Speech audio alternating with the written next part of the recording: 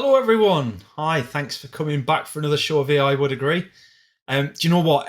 Every week, as that clock ticks down on that timer, I'm starting to feel myself like I must be turning into a granddad. Can feel that clock ticking down. I'm starting to feel like a bit like hypnotized as I'm doing it. It's fantastic. My guest this week, if you've not seen too much about the show, is a good friend of mine, Matt Walsh. Hi, Matt. Great to have you Hey, along. Paul. Yeah, thanks for inviting me. So anybody who doesn't know Matt's background, Matt was originally part of the modular analytics team and then split off into his own venture. I'll not do him the disservice of trying to paraphrase exactly what it is that he does, but Matt has a fantastic digital marketplace offering for the independent footwear retailers. It's something that's very close to my heart. I'm very big on trying to enable smaller businesses with the technology that is beyond their normal access and means and finance capabilities, and trying to level that playing ground so that the retail environment becomes a lot more competitive and interesting. And that's something that Matt knows absolutely shed loads about. Matt, tell us a little bit about your background, how you got where you are, and then if you would do us a bit of an intro as to the modular commerce company as it stands today. Okay, cool. Thanks, Paul. Good introduction, by the way. Thank you very much. My background, I basically left university and joined Clark's Shoes on a graduate training scheme. And I was there for 23 years. So that was obviously got a long career for me. I started in retail. So I was actually a retail manager around some of the big stores in Meadowhall, Birmingham, all sorts of places. And then moved into wholesale. So I worked in third party wholesale. I used to manage independent stores for Clark's, or manage the buys going into those stores and the product selection and all of that. So I did that for quite a few years. Moved into key accounts. I was looking after John Lewis and some of the other big ones, which are definitely a pain in the neck. So I moved into. Hopefully, the John Lewis buyer isn't on listening to this, because otherwise we're in trouble, right? But I think it's unlikely. Yeah. So I did key accounts, and then I moved into a business development role. So I was a specialist at Clark's in kids shoes, and I did a project taking kids shoes, which were really big in the UK, into international markets. So I went as far away as China and as close as Belgium, and did that for 2 or 3 years. I did a stint in buying and merchandising for the European region, which was all about product selection. And then in my final years, I was working as the head of sales for Southern Europe. So I was managing Spain and Italy and France, Greece. So it was all the hot countries with the good food. Which was, yeah, people are great. I love people in Southern Europe, to be honest. So that was a great job for me. And then I got made redundant in December 19.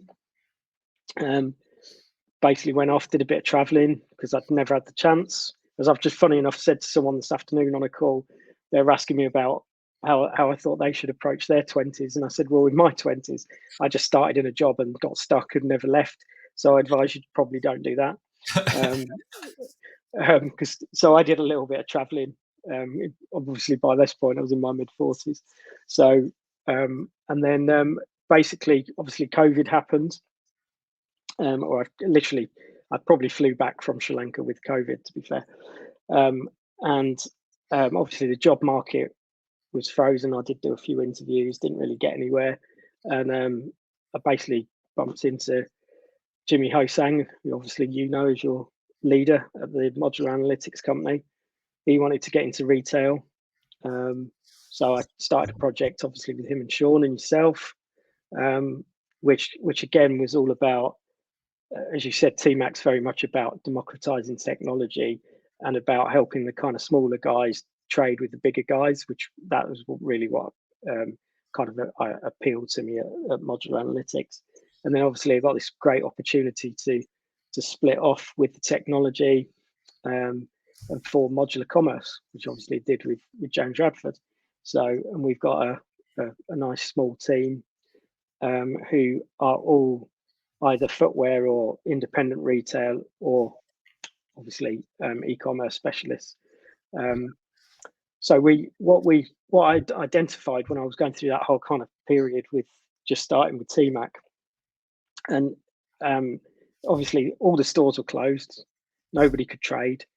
And what I realized very quickly was there were some really big independents that had superb e-commerce online businesses. There were a lot of really big turnover businesses with nothing. So, I knew there were businesses out there turning over more than 2 million that had no e-commerce arm at all. And so I basically rang a guy. I don't think he'll mind me mentioning his name. It's called Chris Hart, and he was one of my old customers at Clark's. He owns a business called Ager of Coventry, which is a family-owned independent. He's fourth generation, I think. And I knew he'd had a website but didn't have one anymore. So I called him and said, hey Chris, this is what I'm thinking of doing. And he was like, you're mad. E-commerce never works. It's just a fastest race to the bottom. I wouldn't do it. So I obviously started asking him, what were the problems? And he gave me the example that, he'd had to employ 2 members of staff. He was spending thousands on advertising. He'd actually managed to turn over 300,000 online, but actually was making very little money. He was just being a busy fool. And he basically said to me, these are all the problems. And one of the big problems was it's very difficult for independent retailers to, even if they can find the technology, the management of the data is just so hard, because you've got multiple brands. He has 20 odd brands. You've got to find all those pictures of all those articles, all that article data. You've got to cleanse it. Your stock records have got to be correct. It's very, very difficult as an individual retailer. So we created modular commerce to effectively be an economies of scale for independent retailers. So, we at the moment, we've got 7 clients on our concierge service, which is our full service, and they basically share in the team. So they have access to a Google expert, to a social media expert, to some footwear experts, I've James Ball, who's my kind of lead account manager, who basically works with the account every week on a trading plan, what they should be doing online, what they should be doing in social media, what their Google advertising is, and it's connecting everything up. So they have all this access to all these experts that they wouldn't normally have, or they couldn't afford to employ. And we're beginning to see some very good results with these guys. And I think there's been a big thing since COVID about people shopping a little bit more locally and being very aware of who they're shopping with. And the big advantage all independents can offer, really, I think, is a click and collect service. So it's very hard for Clark's to offer a click and collect service, because the stock might be available, but it could be anywhere across the country. Where if you're one of our clients is Robert Carter in Godalming, is if someone in Godalming wants a pair of shoes, they can book it for click and collect for the next hour and just drive to the store and get it, and they know they've got it. And I think that's one of the big things that independents can benefit from. So we created a whole service proposition and a product which is bespoke for footwear, it's bespoke for independent retailers, and it helps them trade online. Cool, fascinating. I think I fell in love with the idea of what you guys were doing. I kind of saw it as a little bit like an extension of what we were doing here at TMAC, in terms of it was almost being a bit of like a Robin Hood for the independent market, and I think it's safe to say that there's other markets out there that you might extend into at some point. And footwear is obviously what you know best and where you've started off. I think for me the key is, like, recent times have shown us that even the biggest retailers who were able to collect huge amounts of data on their customers have been ill prepared for what's happened. And being stuck on the other side of that, the independent retailers, whilst they can be more agile, have no better access to data, and sometimes, like it is a pretty niche skill set, being able to manipulate that data and know what to do with it, even if you do collect it.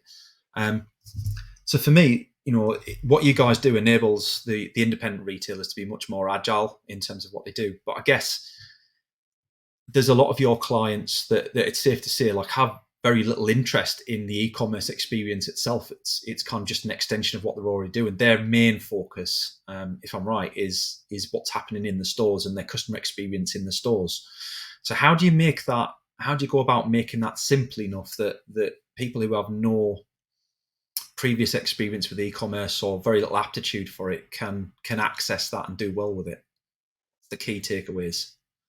So I think that the big thing is, because of our service proposition, we take all the headaches away. So we make it basically, they can run the store because the website's running itself. Well, it's not running itself because there's a team of people doing it, but from their point of view, it's just running itself, and they can then focus on what they're good at, which is running their stores and curating the right collection, making sure they're buying the right brands, making sure they've got stock in, doing reorders, obviously looking after their stuff in the store.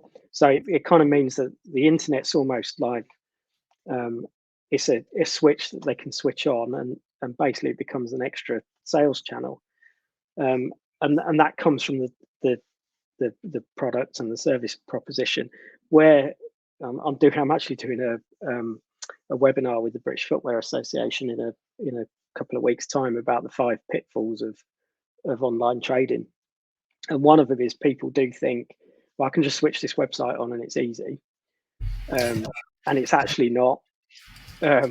So we make it easy, basically. And to give you an example, the guy that I was telling you about earlier, Chris, that said to me, I'll never go online, he's literally just signed up, and his words to me on Monday when he signed up was, well, this is going to be all right because you're going to do everything for me, which is like, which is true. That's how we've set ourselves up. So it's just that like simplicity, and we'll do it for you so you can concentrate on running your store. We do also encourage our guys that, whether it's through social media or Google advertising or the website, everything's linked to the store. It's an extension of the store. It's not a replacement channel. We're not going to suddenly start closing their shop down or anything like that. It's actually additive. And I think I can give you some really good stats around. For instance, we've got a client with an average price online of over £100, whereas everybody says, well, online's all about chasing the price. Yep. If you've got the right product, it's not. If you've got the right product and the right marketing, and it's aimed at your client, you could maintain a really strong business without having to be constantly offering price reductions. And I think that's also where our product's been quite different. Mm-hmm. It's not a race to the bottom. I think it's not a race to the bottom. Yeah. It's also safe to say that at some point in the future, I think like a lot of the stuff that you're doing manually is fairly new business. That's kind of going to be replaced by elements of automation and AI as things move on. Yeah. How important do you think that is to be able to enable smaller players to be able to move forward in the market? Like, does it make a huge difference if your volumes aren't that high? Yeah, so I think what you have to remember with some of the independent retailers that we're dealing with, these are quite decent turnover businesses. I mean, a lot of them are probably, our smallest is 500,000 and our biggest is probably 3 million. So they're in a place where they've got decent volume going through them, and I think for me it's about the AI piece really comes in, will start to come into play, particularly for us. So we've got 7 clients at the moment.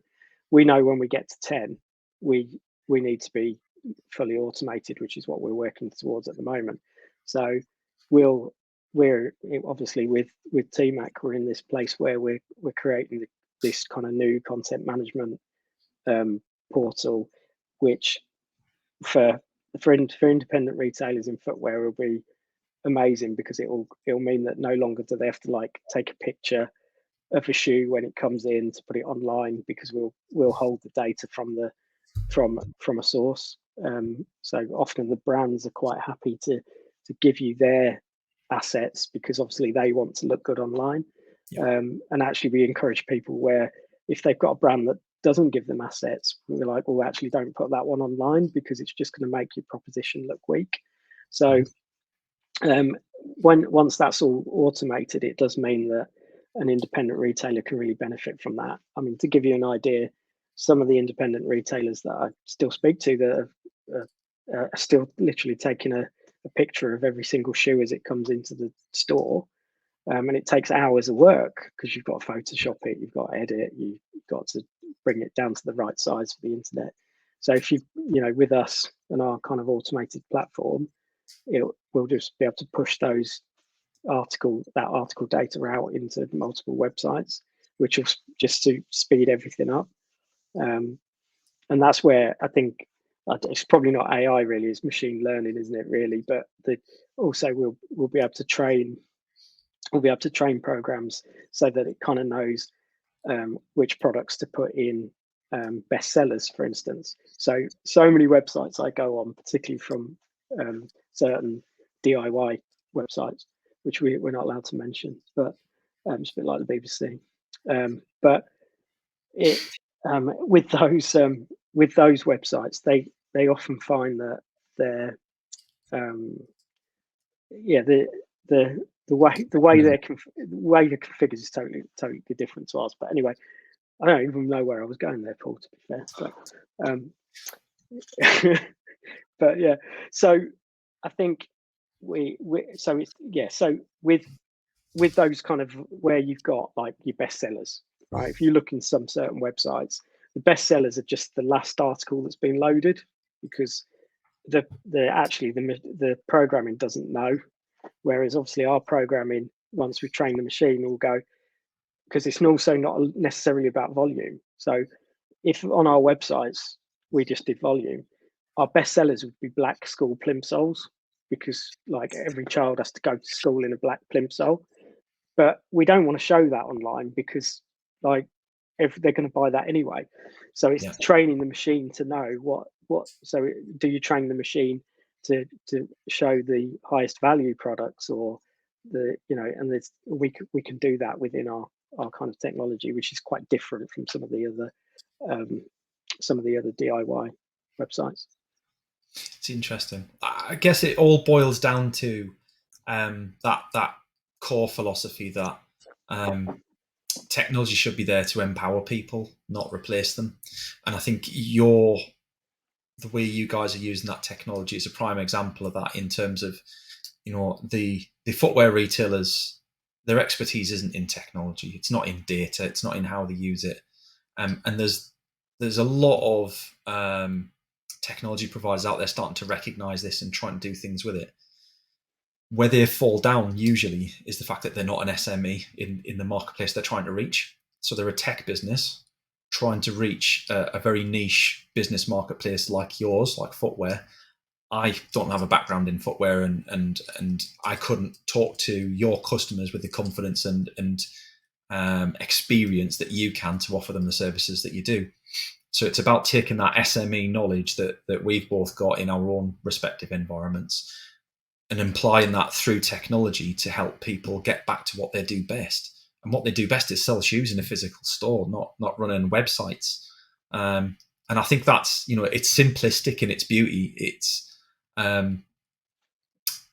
enabling them that access at a price that they can afford, while still making a decent business model where your business can thrive at the same time. But it allows them to focus on that customer experience, and that's generally what this show is about. It's about getting people back that customer experience. Yeah, and what's interesting about footwear, Paul, is footwear is complicated.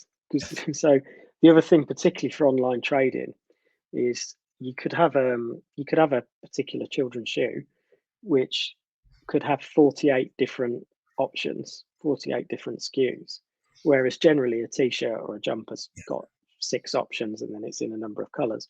So the the way that you have to map a database is very complicated in footwear. So unless you really understand that, you start from the wrong starting point, and if you start wrong, you finish wrong generally. And that's the other thing with that's where we do get quite a bit of trust from these retailers, because obviously myself, James Haley, James Radford have all been in footwear for, I think if you add our years of history up, it's like 150 or something ridiculous, and then we obviously, as I say, you can't just rely on footwear experience, because obviously, and which is why we've added, like a Google specialist and a social media specialist, and our project manager comes from a heavy IT background. So it's a good mix, I think. And as you say, the beauty of it, and it's one of the things that always attracted me to TMAC, was actually it's this democratization, and like, actually we're going to help the smaller guy. You were saying that you considered it Robin Hood. I remember asking my team what superhero they thought we were, in a kind of trying to kind of a very, well, most people that know me know I'm quite cheesy, so I can kind of say that. And I remember we talked about Robin Hood, and we felt that was bad because we're not robbing anybody. But we did decide, I think the guys did decide they quite like being Obi-Wan Kenobi, because it's basically, they're guiding people through something. And actually, hopefully what we do also think is that through our service, our independent retailers will also get much more knowledgeable about online, and actually be able to start driving things with us much more effectively. So if I can ask you one question before we start drawing the show to a close, is if I was an independent retailer right now watching this show, not necessarily in footwear, but somewhere down that line, or a small retailer who wasn't that confident with the e-commerce side of things, what are maybe 2 or 3 of the takeaways that you've learned from what you guys have done that they could take and implement themselves? If what are the focus points to get right from the beginning in terms of, I don't know, database information they collect about their customers, how they pick their e-commerce platform? Is there anything there that you would kind of throw out there for free to kind of help them get started on that journey? Yeah, so I guess there are quite a few takeaways. So I would say the first thing is basically always be joined up. So make sure that your store, your website, your social media, if you're doing Google advertising, that they're all telling the same message. Because if they're all telling the same message, it becomes one business. Too often I see things where, like the store window's got, I don't know, women's dress shoes for weddings, and the website's talking about children's canvas. And there's nothing wrong in that in some ways, but if everything is connected, it drives the sales. You can put the stock behind it. It just makes things a lot easier. Mhm. Also, I think you have to invest in the website. So you can't, too many people, we've just started with a customer that actually built their first website in Shopify, and people think, well, I can do something kind of cheap and quick, and I can manage this myself, and then the sales don't come through, and it's because you actually do have to invest in the promotion of that website, for it to perform for your store and perform in its own way. So I would say that's the second big takeaway. You do need to invest, and invest in the right way. And then I think the third one for me is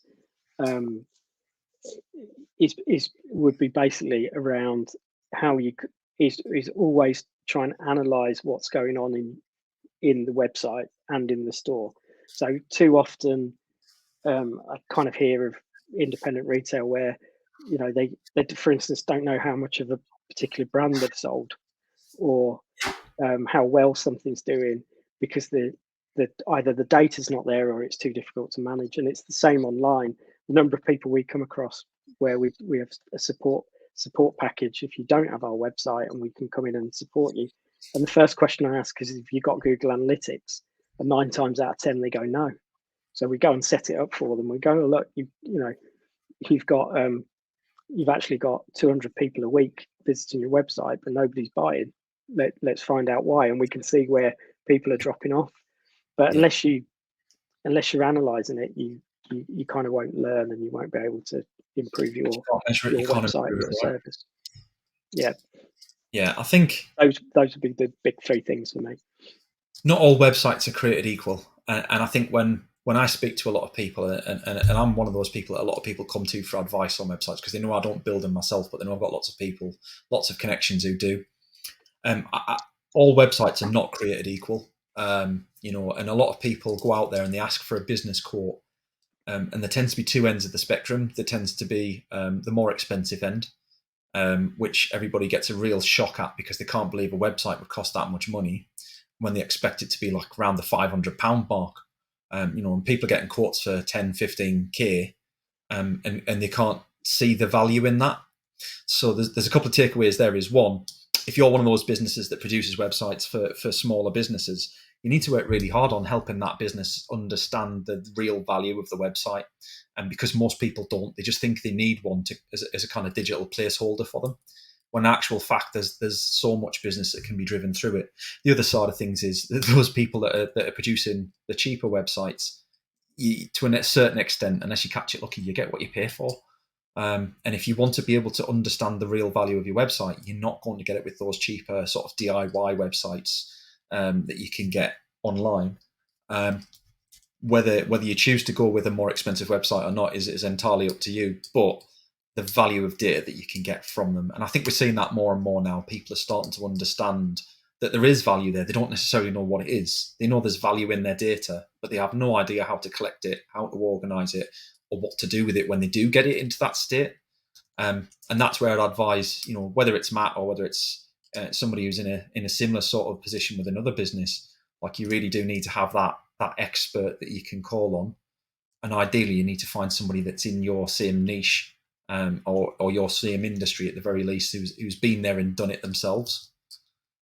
Awesome. Well, Matt, thanks very much for coming along to the show. It's been a genuine pleasure. Welcome. For anybody who never heard the story before, I was introduced to Matt probably about 2 years ago by Jimmy, as he was a proper salesman. And over time, that's really borne out. Like Matt's one of those few people that I know that I've kind of tried to model myself off as I've gone along, because you don't want to do that. I can't get the hair back. And that's done. That's gone. But yeah, I think Matt is kind of one of those. When I say salespeople, everybody cringes and everybody shies away from that. And it's not a title you've ever cringed away from, Matt, because sales isn't something that you should be ashamed of. Like if you're doing the job right. And I love that about the way that you guys work, is that it's not about selling things as such. You are a salesperson, but it's about making sure you add that right value for your clients. So it's been a genuine pleasure being a colleague of yours, and for many years to come, hopefully as well, mate. Yeah, definitely. You can stop blushing now. Just makeup. Brilliant. Right. Well, hopefully everybody's taken something away from the show. Would love to hear your thoughts. If anybody's watched the show and they've got any questions, please feel free, reach out and connect with myself or Matt. We're both active on LinkedIn. You can ask any questions you like within reason, and we'll do our best to answer them. Asking them on the video stream, like on the replay of the video stream, isn't always the easiest with LinkedIn, I've found. Nod, wink, wink, LinkedIn, please fix it. But if you want to send us a DM or an email, you can easily find our addresses on our profiles. Give us a shout. It'd be great to speak with you. And hopefully we see you for next week's show. Thank you very much. I'll see you Thursday at 3 p.m. British Summer Time next week. Bye-bye.